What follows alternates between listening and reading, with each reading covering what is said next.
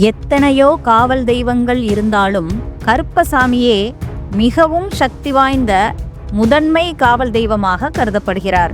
கருப்பு உருவம், தலையில் பெரிய தலைப்பாகை, நெற்றியில் திருமண், மிரட்டும் விழிகள், முறுக்கு மீசை, ஓங்கிய கையில் வீச்சரிவாள், மறுகையில் கதை, இடுப்பில் கச்சை, காலில் சல்லடம், வெள்ளை குதிரை பவனி ஆகியவைதான் கருப்பசாமி என்ற பெயரை கேட்டதும் அனைவரின் நினைவிற்கும் வருவது.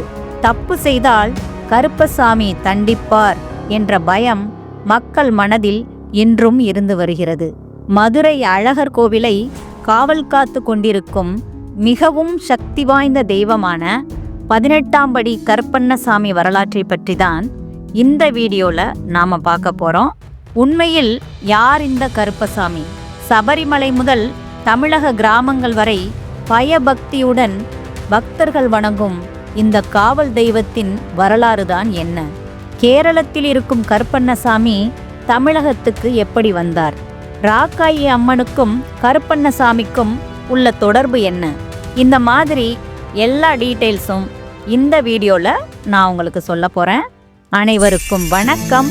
உங்களுடன் பேசிக்கொண்டிருப்பவர் நளினி.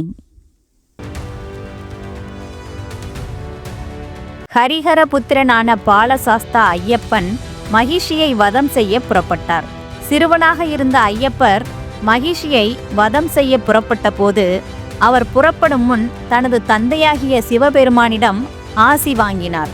குழந்தையான மணிகண்டனுக்கு காவல் தெய்வமாக சிவபெருமான் தன்னுடைய அம்சமாகிய கருப்பசாமியை மணிகண்டனுடன் அனுப்பி வைத்தார். மகிஷியை வதம் செய்த பின் தன்னுடைய அவதார நோக்கத்தை முடித்து கொண்ட மணிகண்டன் சபரிமலை சென்று தர்மசாஸ்தாவாக அமர்ந்தார். மணிகண்டன் சபரிமலையில் தனது இடத்தை எடுத்தபோது கருப்பண்ண சுவாமியை அந்த புனித ஸ்தலத்தின் காவலராக நியமித்தார். சபரிமலையில் கருப்பண்ண சுவாமி 18 படிகளின் அருகில் வலப்புறத்தில் 18ஆம் படி கருப்பாக நின்று ஐயப்பனின் வழிபாட்டிற்கு வரும் அனைவரையும் பாதுகாத்து கொண்டிருக்கிறார். அவர் எப்போதும் விழிப்புடன் இருந்து தூய்மையான உள்ளம் கொண்டவர்களே அந்த புனித படிகளை ஏறி செல்ல முடியும் என உறுதி செய்கிறார். முந்திரி நெய்வேத்தியமும் கற்பூர வழிபாடும் இவருக்கு விசேஷம் என கூறப்படுகிறது. ஐயப்பரை தரிசிக்க செல்பவர்கள் கன்னிமூல கணபதியை வணங்கிவிட்டு வாவர் மற்றும் கருப்பசாமியிடம் அனுமதி பெற்றே 18ஆம் படிகளில் ஏறுவார்கள். சாஸ்தாவின் சித்தத்தை, அதாவது அவரின் ஆணையை நிறைவேற்றுகின்ற இவரை சித்தங்காத்தான், வீடாபகன் என்றெல்லாம் போற்றுகிறார்கள். முன்பொரு காலத்தில் திருமாலிருஞ்சோலை என்ற அழகர் மலையில் ராக்காயி என்ற பெண்மணி வாழ்ந்து வந்தார். இவளுக்கு 3 தம்பி தங்கைகள் இருந்தனர். பெற்றோர்கள் சில காலத்திற்கு முன்பு விஷக்காய்ச்சலால் இறந்துவிட்டனர். அவள் வேலை செய்து தம்பி தங்கைகளை காப்பாற்றி வந்தாள். மலைத்தேன் எடுப்பது அவளுடைய வேலை. இவ்வாறு நிம்மதியாய் போய்க் கொண்டிருந்த அவளுடைய வாழ்க்கையில் விஷம் போல ஒருவன் வந்தான். அவன் பெயர் மருதமுத்து. மருதமுத்து அந்த ஊருக்கே பெரிய வணிகன். முல்லை நிலத்தை, அதாவது காடுகளை அழித்து மருத நிலமாக மாற்றி விவசாயம் செய்வது அவனுடைய நோக்கம். அதனால் காடுகளில் இருந்த பல இயற்கை வளங்களை அழித்து வியாபாரப்படுத்தி முதலாளியாக வாழ்ந்து வந்தான். மலையில் தேனெடுக்கும் வேலையை செய்து கொண்டிருக்கும் ராக்காயி அங்கு வந்து போவது அவனின் வணிகத்திற்கு இடையூறாக இருந்தது. பெரும் செல்வந்தனாக இருந்த மருதமுத்துவை கேள்வி கேட்க யாருமே இல்லை. அவனுக்கு ராக்காயி மீதான பார்வை சரியானதாக இல்லை. அவ்வப்போது ராக்காயியை கேலி செய்தும் காட்டிலிருந்த தேனீ கூட்டங்களை கலைத்தும் தொந்தரவு செய்து வந்தான். யாரும் இல்லாத அவளுக்கு ஒரே ஆறுதலாக இருந்தவர் அழகர்கோவில் நாராயணப்பட்டர். மனச்சோர்வு ஏற்படும் போது நாராயணப்பட்டரிடம் சென்று தன் மனக்குறைகளை பகிர்ந்து கொள்வாள். பட்டரின் வார்த்தைகள் அவளுக்கு ஆறுதலை கொடுத்தது. ஒரு மாலை நேரத்தில் தேனெடுத்து வீடு திரும்பும் போது தன் கூட்டாளிகளுடன் வந்த மருதமுத்து ராக்காயியை சீண்ட அவள் அவன் கன்னத்தில் பளார் என்று ஒரு அறை விட்டாள். அவமானத்தில் கூனி குறுகி போன மருதமுத்து பழிவாங்கும் நேரத்திற்காக காத்திருந்தான். அதே போல ஒரு நாள் தேன் எடுப்பதற்காக ஊனா கொடியை கட்டி ராக்காயி மலை மீது ஏறும்போது பின்தொடர்ந்து வந்த மருதமுத்து ஊனா கயிற்றை அறுத்துவிட்டான். மலை மீது இருந்து விழுந்த ராக்காயி நூபுர கங்கை என்று அழைக்கப்படும் சிலம்பாற்றின் கரையில் விழுந்து தன் உயிரை விட்டாள். எப்பொழுதும் போல அன்றும் நாராயணப்பட்டர் தன்னுடைய அர்த்த சாம பூஜைகளை முடித்து கோவில் நடை சாத்துவதற்கு முன் திருமால் விக்கிரகத்தின் முகத்தை பார்த்தார். முகத்தில் ஏதோ ஒரு மாற்றம் தெரிந்தது. முன்பு இருந்த கலை எம்பெருமானின் முகத்தில் இல்லையே என்று தனக்குள் பேசிக்கொண்டே வீட்டுக்கு வந்தார். வீடு திரும்பிய பட்டர் அவரது வேலைகளை முடித்துவிட்டு உறங்குவதற்காக தனது கட்டிலில் படுத்தார். படுத்து வெகுநேரமாகியும் அவருக்கு தூக்கம் வரவில்லை. அவருடைய சிந்தனையில் பெருமானின் முகத்தில் தெரிந்த வித்தியாசம் ஏதோ ஒரு அசம்பாவிதம் நிகழப்போகிறதோ என்ற அச்சம் அவரை தூங்கவிடவில்லை. ஒரு வழியாக தூங்கினார். தூக்கத்தில் ஒரு கனவு. கனவில் கருவறைக்குள் இருக்கும் அழகனுக்கு 38 கண்கள் என்று ஒரு குரல் கூறியது. சட்டென்று விழித்தார் பட்டர். இது என்ன கனவு? கருவறைக்குள் இருக்கும் அழகனுக்கு 38 கண்களா என்று குழப்பத்தில் ஆழ்ந்தார். காலை எழுந்ததும் அவருடைய சிந்தனையில் வேறொன்று உதித்தது. பெருமாளின் முகத்தில் தெரிந்த வித்தியாசத்தை நினைத்து, அவனும் அழகன்தான், அவனும் கருவறைக்குள் தான் இருக்கிறான். 38 கண்கள் என்றால் அவனுக்கும் இருக்கலாம் அல்லவா என்று பட்டர் சிந்தித்தார். கனவின் மூலம் பெருமாள் எதையோ தனக்கு உணர்த்துகிறார் என்று பட்டருக்கு புரிந்தது. சில நாட்களாகவே தான் பெருமாளுக்கு வைக்கும் நெய்வேத்தியம் காணாமல் போகிறது. பெருமாளுக்கு படைக்கும் பழங்கள் அனைத்தும் மாயமாகிறது. கருவறைக்குள் ஏதோ மர்மம் இருக்கிறதோ என்று பயந்தார். என்னவாக இருக்கும் என்ற யோசனையில் ஆழ்ந்தார். சில நாட்களுக்கு முன்பு மலையாள தேசத்தில் இருந்து சிலர் அழகரை தரிசித்து சென்றனர். அவர்களுடைய தோற்றம் அப்போதே வித்தியாசமாக இருந்தது. அவர்கள் வந்து சென்ற பிறகுதான் இப்படி நடக்கிறது என்று உணர்ந்து என்ன நடக்கிறது என்ற காரணத்தையும் யூகித்தார். கருவறைக்குள் இருக்கும் அழகனுக்கு 2 கண்கள்தான். அப்படியென்றால் மீதி இருக்கும் 36 கண்கள் யாருடையது? கனவிற்கான காரணமும் தெரிந்தது. திடீரென அவர் உடல் நடுங்கியது. காவலாளிகளை அழைத்து கொண்டு விரைவாக ஆலயத்திற்கு சென்றார். செல்லும் வழியில் ஒரு பதற்றம். என்னவென்று பட்டர் பார்த்தார். ராக்காயி மலை ஏறும்போது தவறி விழுந்து இறந்து விட்டாள் என்றும், மருதமுத்துவும் சிலம்பாற்றின் அருகே இறந்து கிடக்கிறான், அவனை கொன்றது யார், அவன் எப்படி இறந்தான் என்றும் தெரியவில்லை என்றும் காவலர்கள் கூறினார்கள். மனமுடைந்த பட்டர் ராக்காயியை நினைத்து வருந்தினார். பின்பு விரைவாக கோவிலுக்கு சென்றார். சில மாதங்களுக்கு முன்பு மலைகளால் சூழப்பட்ட அழகிய கேரள தேசத்தை அரசன் ஒருவன் ஆட்சி செய்து வந்தான். அவன் புதிய விஷயங்களை அறிந்து கொள்வதில் ஆர்வம் கொண்டவன். அவன் தனது நாட்டை அதிக செழுமை பெறச் செய்ய வேண்டும் என்று எண்ணினான். பாண்டிய நாட்டில் உள்ள திவ்யஸ்தலமான திருமாலிருஞ்சோலையை பற்றி கேள்விப்பட்டான். அங்கே எழுந்தருளி இருந்த கள்ளழகரின் அழகு மற்றும் தெய்வீக சக்திகள் குறித்து அவன் கேள்விப்பட்டான். அதனால் கள்ளழகரை காண அவனுக்கு ஆர்வம் கூடியது. ஒரு நாள் பாண்டிய நாட்டுக்கு செல்ல முடிவு செய்தான். சாதாரணமான பக்தராக வேடம் தரித்து அவனும் அவனது கூட்டத்தினரும் பொதுமக்களாகவே புறப்பட்டனர். திருமாலிருஞ்சோலையை அடைந்தவுடன் அவன் கண்கள் முன் தோன்றிய காட்சி அவன் மனதை கொள்ளை கொண்டது. குன்றின் மேல் எழுந்திருக்கும் திருக்கோவில் அடர்ந்த காடுகளால் சூழப்பட்டு குளிர்ச்சியான நீரோடைகள் கள்ளழகரின் புகழை பாடுவது போல் ஓடின. கோவிலின் படிகளை ஏறிய போது அவனது இதயம் எதிர்பார்ப்பில் துடித்தது. அந்த நிமிடம் அவன் அழகே உருவான கள்ளழகரை கண்டான். தங்க கவசத்துடன் விலைமதிப்புமிக்க மாணிக்கங்களால் அலங்கரிக்கப்பட்டு முத்திரை திலகத்துடன் கள்ளழகர் அவன் முன் நின்று தெய்வீக ஒளியை வெளிப்படுத்தினார். கள்ளழகரின் அழகில் மூழ்கிய அரசன் அவர் முன் மண்டியிட்டு அழகரை தரிசித்தான். கள்ளழகரின் அழகை கண்ட அவனுக்கு அழகரை விட்டு செல்ல மனமில்லை. அவனது மனதில் அந்த தெய்வத்தை தன் நாட்டுக்கு கொண்டு சென்று கேரளத்தின் உச்ச தெய்வமாக வைக்க வேண்டும் என்ற ஆவல் மேலோங்கியது. அவனது ஆசையை நிறைவேற்ற வேண்டுமென்று முடிவு செய்து அவன் தன் நாட்டுக்கு திரும்பினான். நாடு திரும்பிய அரசன் ஒரு நாள் இரவு நன்கு தேர்ச்சி பெற்ற 18 மந்திரவாதிகளை அழைத்தான். அவர்கள் சாதாரண மனிதர்கள் அல்ல. அவர்கள் சித்துக்கலைகளின் அதிபதிகளாகவும் மிகவும் சக்தி வாய்ந்த மந்திர தந்திரங்களில் கை தேர்ந்தவர்களாகவும் விளங்கினார்கள். இவர்கள் 18 நிழல் மாந்திரீகர்கள் என்று அழைக்கப்பட்டனர். பிறகு அரசன் தனது கொடூர திட்டத்தை மந்திரவாதிகளிடம் கூறினான். அவர்கள் திருமால் இருஞ்சோலைக்கு சென்று சக்தி வாய்ந்த மந்திரத்தை ஓதி கள்ளழகரை கடத்தி கேரள நாட்டிற்கு கொண்டு வர வேண்டும் என்று கட்டளையிட்டான். மந்திரவாதிகள் அரசரின் கட்டளையை ஏற்றனர். கள்ளழகரை ஆவாகனம் செய்து மந்திரங்களால் கட்டி போடுவது என்பது சாதாரண விஷயம் அல்ல. அது மிகப்பெரிய சவால் என்று உணர்ந்தனர்.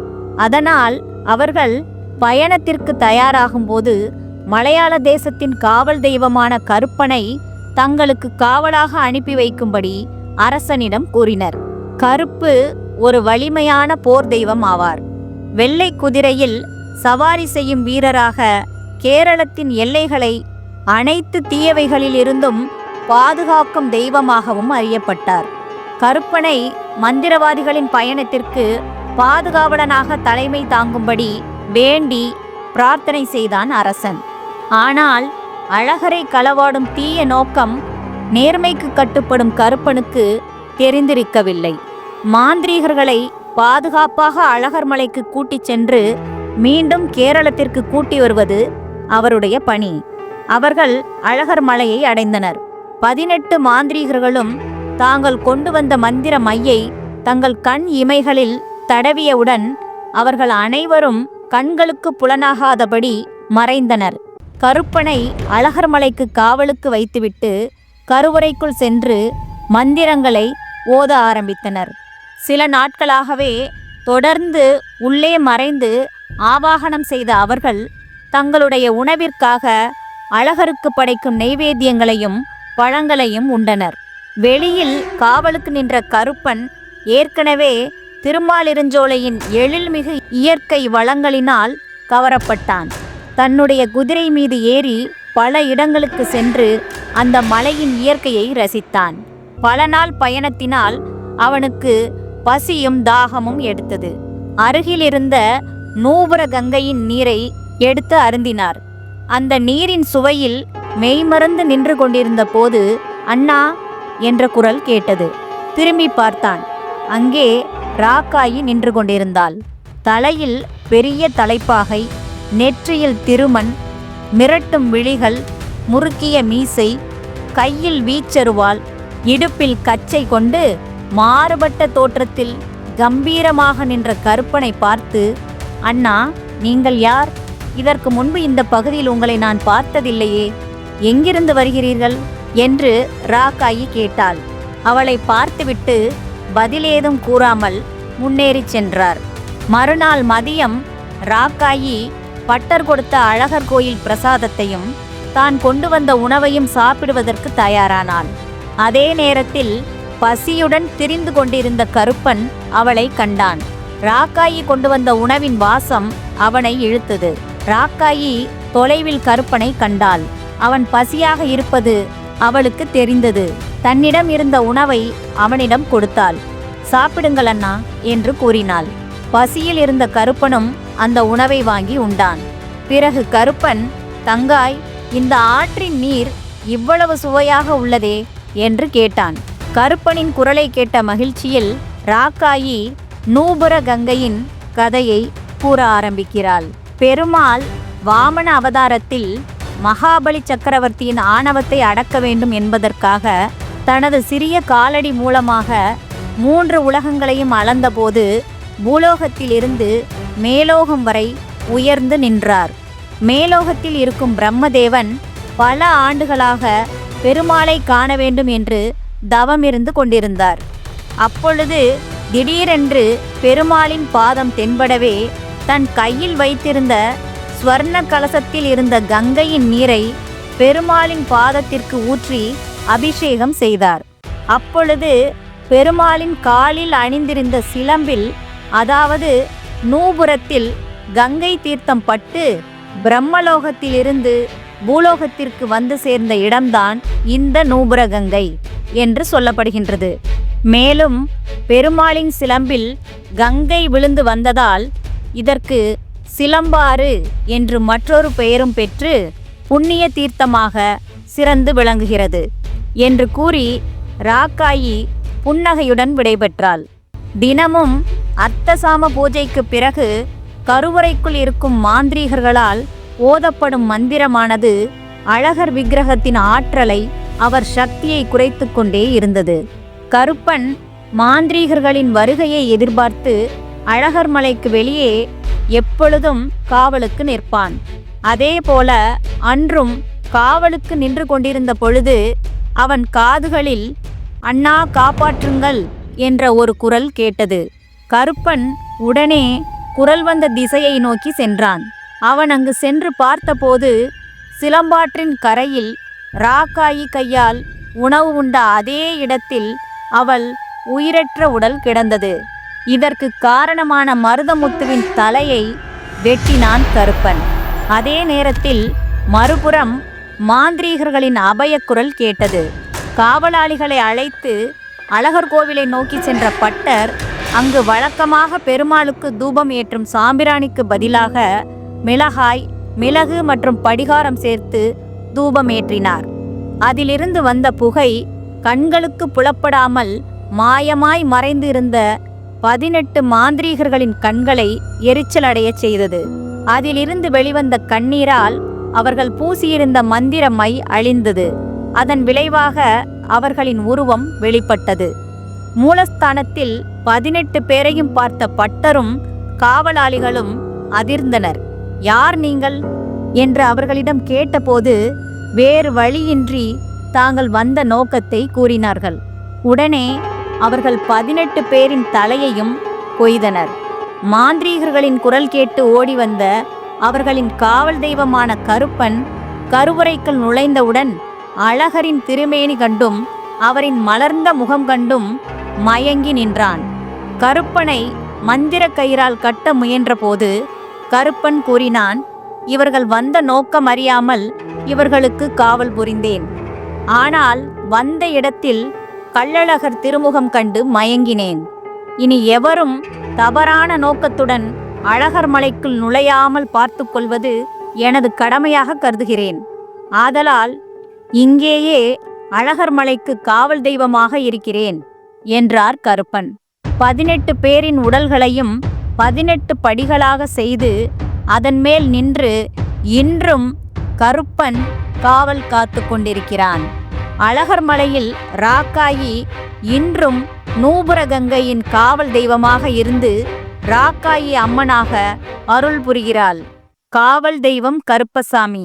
கருப்பசாமி, கருப்பண்ணசாமி, கருப்பு என பல பெயர்களில் மக்களால் அழைக்கப்படும் கருப்பசாமி தமிழகத்தின் மிக முக்கியமான காவல் தெய்வமாக வணங்கப்பட்டு வருகிறார்.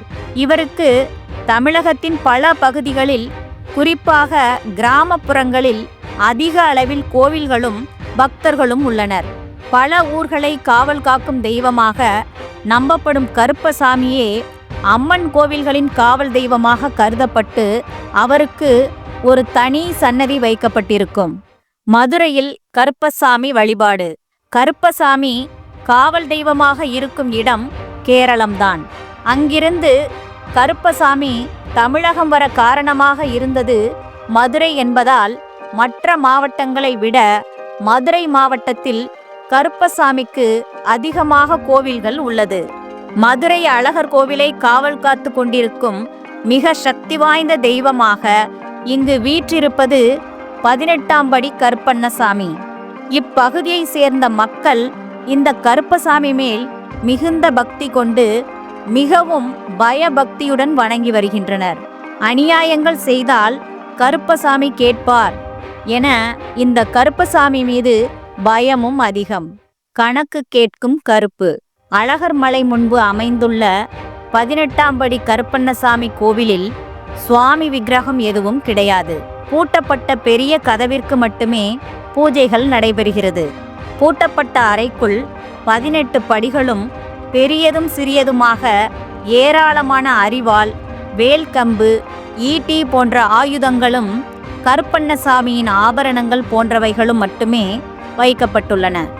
சித்திரை திருவிழாவிற்கு அழகர் மதுரைக்கு புறப்படும் போதும் மதுரையிலிருந்து கோவிலுக்கு திரும்பும் போதும் அவர் அணிந்த நகைகள் எண்ணப்பட்டு அந்த பட்டியல் 18ஆம் படி கருப்பசாமி முன்பு படித்து காட்டப்படும். கோவில் நகைகளை காவல் தெய்வம் கருப்பசாமியே பாதுகாத்து வருகிறார் என்பது பல காலமாக தொடர்ந்து வரும் நம்பிக்கை. கருப்பின் காவலை தாண்டி எதுவும் உள்ளே செல்ல இயலாது. கருப்பனிடம் செய்யும் சத்திய பிரமாணம் நீதிதேவன் சன்னதியில் செய்யும் சத்திய பிரமாணத்துக்கு இணையானது. மூடப்பட்ட ராஜகோபுரம். இன்று 18ஆம் படி கருப்பண்ணசாமி சன்னதி அமைந்திருப்பதுதான் அழகர் கோவிலின் ராஜகோபுர வாசலாக ஒரு காலத்தில் இருந்ததாக சொல்லப்படுகிறது.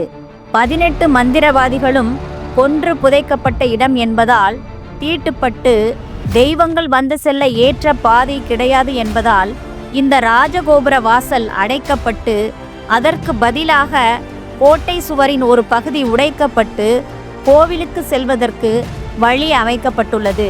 வருடத்தின் அனைத்து நாட்களும் பூட்டியிருக்கும் கருப்பசாமி சன்னதி கதவு ஆடி மாத பௌர்ணமியில் நடைபெறும் பிரம்மோற்சவ விழாவின் போது மட்டுமே திறக்கப்பட்டு பூஜைகள் நடத்தப்படுகிறது. கோவிலில் ராஜகோபுர கதவில் கருப்பசாமி குடியிருப்பதால் இது தனி சன்னதியாக மாற்றப்பட்டுள்ளது. ஆனால் பெருமாளின் ஆயுதமான சக்கரத்தாழ்வார் மட்டும் இந்த ராஜகோபுர வாசல் வழியாக பிரம்மோற்சவத்தின் போது மட்டும் வந்து செல்லும் நிகழ்வும் நடத்தப்படுகிறது. குலதெய்வமாக மாறிய கருப்பசாமி. கள்ளழகருக்கு காவல் புரியும் கருப்பண்ணசாமியை மக்கள் தங்கள் குலதெய்வமாக வழிபட்டு வருகின்றனர். இன்றும் 18ஆம் படி கருப்பசாமி முன் பல வழக்குகள் தீர்க்கப்பட்டு வருகின்றன. கருப்பசாமியிடம் முறையிட்டால் நிச்சயம் நியாயம் கிடைக்கும் என்பது மக்கள் கொண்டுள்ள அசைக்க முடியாத நம்பிக்கை. அழகர் கோவிலில் காவல் தெய்வமாக நின்ற கருப்பசாமி பின்னாளில் தமிழகத்தின் பல்வேறு பகுதிகளில் வாழும் மக்களின் குல தெய்வமாகவும் காவல் தெய்வமாகவும் மாறினார். கருப்பண்ணசாமியை வழிபடும் முறை ஊருக்கு ஊர் மாறுபடுகிறது. கருப்பசாமி அவர் அமர்ந்த இடங்களுக்கு ஏற்றாற் போல பல நாமங்களில் அழைக்கப்படுகிறார். சங்கிலி கருப்பு, சின்ன கருப்பு, பெரிய கருப்பு, நொண்டிக்கருப்பு, ஒண்டிக்கருப்பு, மலையாள கருப்பு, குலக்கருப்பனார், 18ஆம் படியான், வேட்டை கருப்பு, மீனமலை கருப்பசாமி, முன்னோடை கருப்பசாமி என பலவிதமான பெயர்களில் தமிழக கிராமங்களில் மக்கள் கருப்பசாமியை வழிபடுகின்றனர். கருப்பசாமி வழிபாட்டின் பலன்கள். கருப்பசாமிக்கு பொய் என்பது சுத்தமாக பிடிக்காது. அவர் தர்மத்திற்கு மட்டுமே துணை நிற்பவர். தனது பக்தர்களுக்கு ஒரு சோதனை என்றால் காற்றை விட வேகமாக வந்து பிரச்சனைகளை தீர்த்து வைப்பவர். கருப்பசாமியை வழிபடுவோரை தீமைகள், சாபங்கள், சூனியங்கள், போட்டி பொறாமைகளிலிருந்து காப்பாற்றுகிறார். நல்ல ஆரோக்கியத்தையும் செல்வத்தையும் வழங்குகிறார். தர்மத்தின் நியாயத்தை கருப்பசாமியிடம் நிச்சயமாக பெறலாம். கருப்பனிடம் செய்யும் சத்திய பிரமாணம் நீதிதேவன் சன்னதியில் செய்யும் சத்திய பிரமாணத்துக்கு இணையானது. கருப்பண்ணசாமியின் பிறப்பு என்பது இன்றும் இரகசியமாகத்தான் உள்ளது. கருப்பண்ணசாமி சிவனின் அம்சமாக தோன்றி மலையாள தேசத்திலிருந்து தமிழ்நாடு வந்தவர் என்று சிலர் கூறுகிறார்கள். சிலர் ஸ்ரீராமனின் மகன் குஷன்தான் கருப்பண்ணசாமியாக விஷ்ணுவின் அம்சமாக தோன்றினார் என்று கூறுகிறார்கள். இன்னும் சிலர் கருப்பன் அழகர் மலையை சுற்றியுள்ள கிராமங்களில் வாழ்ந்த மனிதர், 18 கயவர்களை கொன்று 18 படிகளாக்கி காவல் தெய்வமானார் என்றும் கூறுகிறார்கள். கருப்பன் சிவனின் அம்சமா, விஷ்ணுவின் அம்சமா, அவதார புருஷனா அல்லது சாதாரண மனிதனா என்று நீங்களே உங்கள் கருத்துக்களை கமெண்டில் தெரிவியுங்கள். எந்த தெய்வத்தின் அம்சமாக இருந்தாலும் நீதிக்கும் நேர்மைக்கும் பெயர் போன கருப்பன் பலருக்கும் குலதெய்வமாக இருந்தும் பலருக்கும் இஷ்ட தெய்வமாக இருந்தும் நம்மை காத்து கொண்டு இருக்கிறார். உங்களில் யாருக்கெல்லாம் கருப்பண்ணசாமி குலதெய்வமாக இருக்கிறார்? யாரெல்லாம் கருப்பண்ணசாமி மற்றும் ராக்காயி அம்மனை ஒரு சேர சன்னதியில் பார்த்திருக்கிறீர்கள். உங்கள் ஊரிலோ அல்லது சுற்று வட்டாரத்திலோ கருப்பசாமி இருக்கிறாரா? இருந்தால் எந்த ஊரில் என்ன பெயரில் இருக்கிறார் என்று கமெண்டில் தெரிவியுங்கள். இந்த வீடியோ பார்க்கும் அனைவருக்கும் கள்ளழகர், ராக்காயி அம்மன் மற்றும் கருப்பண்ணசாமியின் அருள் பரிபூரணமாக கிடைக்கட்டும். இந்த வீடியோ உங்களுக்கு பிடித்திருந்தால் லைக் செய்யுங்கள். இந்த வீடியோவை பற்றிய உங்களது கருத்துக்களை கமெண்டில் தெரிவியுங்கள். இந்த வீடியோவை உங்கள் குடும்பத்தினர் மற்றும் நண்பர்களுடன் ஷேர் செய்து இந்த சேனலுக்கு உங்கள் ஆதரவை தாருங்கள்.